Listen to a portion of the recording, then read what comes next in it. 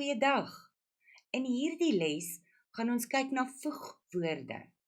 Voegwoorde, voeg means to put together, so it's words that put things together. In English, these are our conjunctions. En in voegwoorde kry ons 3 verskillende groepe. En ons gaan kortliks na elkeen van hierdie 3 groepe kyk. Kom ons begin. Groep 1. Groep 1 is die maklike een om te onthou. Die woordorde in sin 1 en sin 2 bly dieselfde. So they're going to give you a conjunction and you are simply going to add it in the middle of the sentence and the word order in the 2 sentences will stay the same. How do we remember group 1? Die woorde is maar, en, of, and want. So that spells meow. So you're going to remember it as cat and dog. Reg. Dog is die ander een. Maar, en, of, want, en dog. If we look at examples, hy is siek, hy gaan skool toe. Hy is siek, maar hy gaan skool toe. Sy is vriendelik, sy is mooi. Sy is vriendelik en sy is mooi. Mary gaan skool toe, Jane gaan skool toe. So this one I want you to take note of. This is not of as in if. This is of as in either or. That's how you have to remember this one. Either or. So either Mary or Jane goes to school. Of Mary of Jane gaan skool toe. Ons is moeg, dit is laat. Ons is moeg, want dit is laat. As you would have noticed, maar and want each get a comma before the conjunction. Right, when we use of the either or, you will always start sentence 1 with the first of and then follows the second one. Kom ons kyk na groep 2 van die voegwoorde. Hoe gaan ons dit onthou?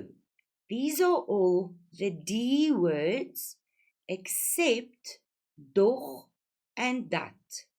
Dog, we have just seen, is in group 1 and dat falls in group 3, which we will get to in a moment.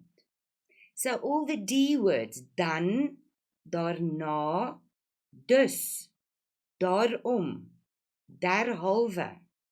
But then we also get more of them that don't start with a D. Nogtans, nietemin, anders, en al. Your best reference when you are doing voegwoorde is your handbook and study guide. It gives you all the examples of the different types of conjunctions that you get in the different groups. How do we use group 2 conjunctions in a sentence? Kom ons kyk. Sin 2 se werkwoord skuif na die middel van die sin na die voegwoord. So remember, group 2 stands in the middle. In other words, our verb, die werkwoord, skuif na die middel van die sin. Ek het hard probeer, ek het nie gewen nie, and they're giving us tog. So we always write sentence 1, ek het hard probeer, and for group 2, we use a semicolon. Then follows our conjunction, and like we said, the verb moves to the middle of the sentence, following on the conjunction. Tog het ek nie gewen nie. Die man het die geld gesteel, hy is tronk toe. Daar is ons werkwoord, en daarom is die voegwoord wat hulle vir ons gee.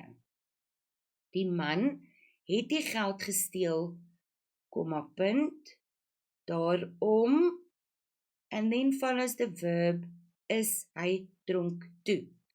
So groep 2 staan in die middel van die groepe 1, 2 en 3.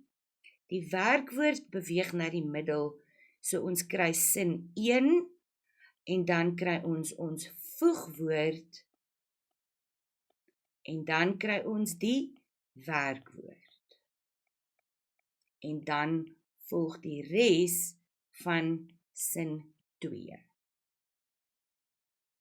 In ons derde groep kan ons dit onthou met woorde wat eindig met dat, wat en al die vraagwoorde. Kom ons kyk, wat is ons voorbeelde daar? Dat, omdat, totdat, voordat, nadat, sodat. En hier het ons wat en wie.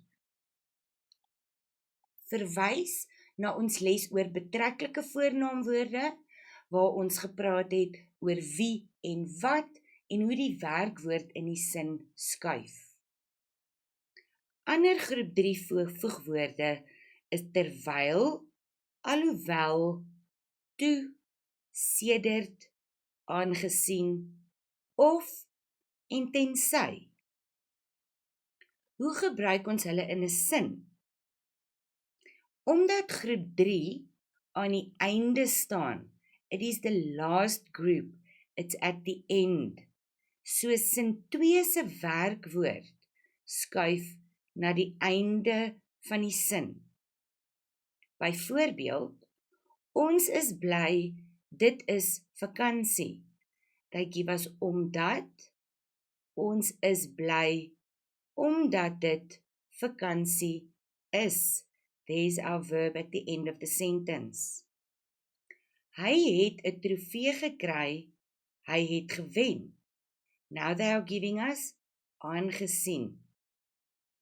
Hy het 'n trofee gekry, aangesien hy gewen het. Right. And you will notice that in group 3, we do not use any punctuation in front of any of the conjunctions. No punctuation. Wanneer ons 'n sin begin met 'n groep 3 voegwoord, so nou staan hy nie in die middel van die sin nie, nou begin ons die sin.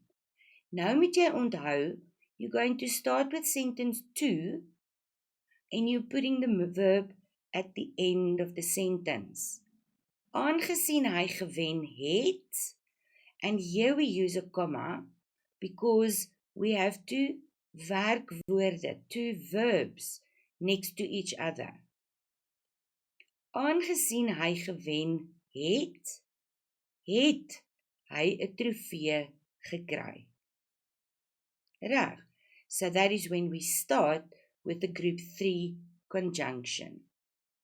As I said before, your handbook and study guide is your best guide to know all the different conjunctions, to know and remember the rules, as well as the punctuation that you need to use for each different group.